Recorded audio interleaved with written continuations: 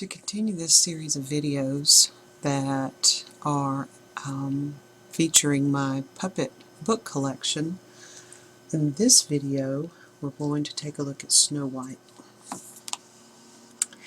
And I have two versions here of Snow White, two of the puppet book versions. And this is the smaller, older publication that has the 3D lenticular on the cover. And again, like some of my others, this one has loosened over time, but it's still in good condition. There's no tears or rips or stains. And this one, the larger format book, same puppets, same Japanese art illustrators and puppeteers, but interestingly, these characters are somewhat different than these, so there must have been at some time two publications, even though the puppeteers are the same for both books. So it's interesting to see the differences even in the same titles. But we'll take a look at the first one, the small one first. And this one was published as a part of the Tiny 3D book series. And that's what Playmore Publications called their children's book series, the Tiny 3D book series. And you can still see the price. These were not cheap back in the day when you consider the late 60s, early 70s. $2.50 for a children's book. That's a little steep, although it looks like someone got a fairly good deal on this one for 99 cents. Way back when.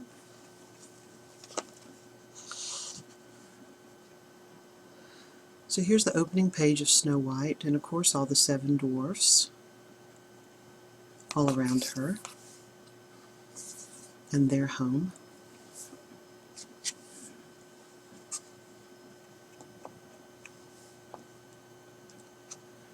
And this features, of course, the evil stepmother, the Queen. And for anyone that saw the Cinderella video I did before, you'll probably recognize this stained glass background. It was also in the Cinderella book on the last page. And it's interesting to go through these because sometimes you'll see some of these backgrounds repeated, or some pieces or portions, like maybe a mirror or a piece of furniture, that gets used from story to story, which is nice.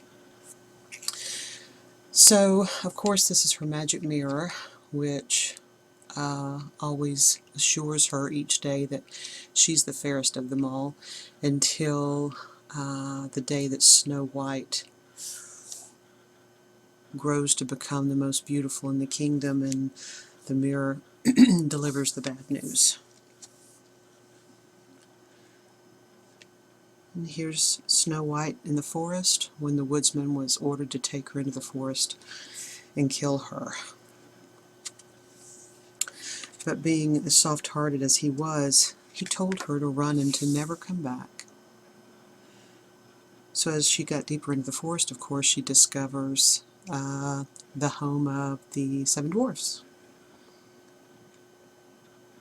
And upon entering, she sees all these little tiny beds, all these little tiny lanterns, and finally, all these little tiny men.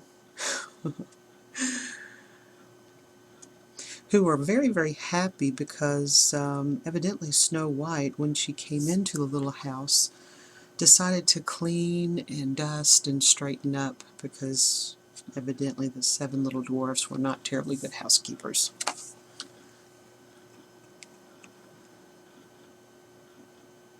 Now, of course, the Queen was convinced that Snow White was dead and gone, and she went to her mirror to once again be assured that she was the most beautiful, but oops, the mirror told her yet again Snow White was still the most beautiful. So she realized she had been tricked, and she began to concoct a potion in anticipation of making a poison apple.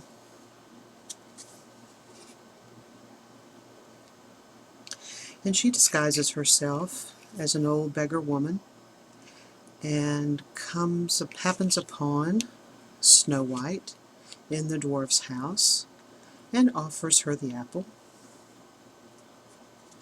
And of course Snow White takes the apple and takes a bite, and falls into a deep sleep. Then the seven dwarves mourn her and place her in a glass box to await her awakening. And a prince comes along and sees how much they mourn her and sees how beautiful she is. So he removes the top of the glass box and, just overcome by her beauty, places a kiss on her cheek. And that's what breaks the magic spell. She wakes up, and he's so pleased he asks her to be his bride. And of course, shortly after, they were married. And the wicked queen was invited to the wedding, but when she arrived, she was told to wear red hot iron shoes, and she had to dance until she fell down dead. Isn't that pleasant? And Snow White and the prince lived happily ever after. Have a good sleep, kids. So, okay, they're not the most politically correct. Still charming. So this is the small version. And the larger version has some really similar vignettes, maybe a little more detailed. This is when the dwarfs come upon her when she first came into their house, cleaned their house, and fell fast asleep. And you get a little better look at the wicked queen this time.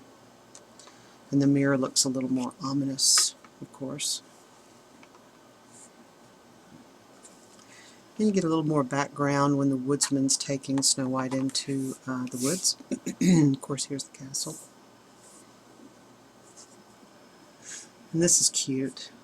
You don't necessarily see all the 7 little beds and all the 7 little lanterns, but you do just kind of get the feeling of what the little house would be like.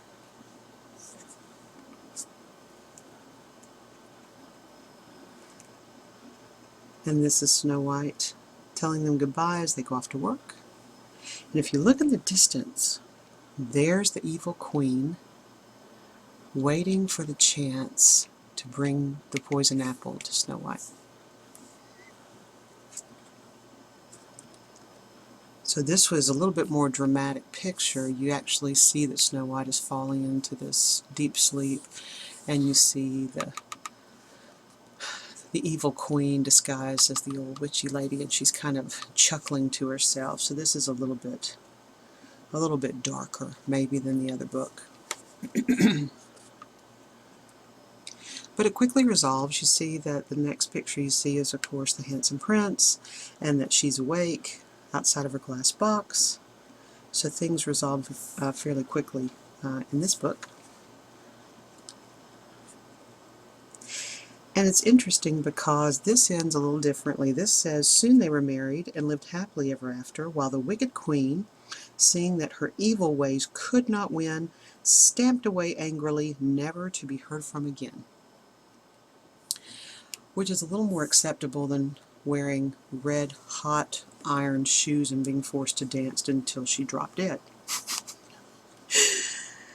So anyway, and this is the back of the book. It actually shows you all of the other publications and gives you a little thumbnail of each one.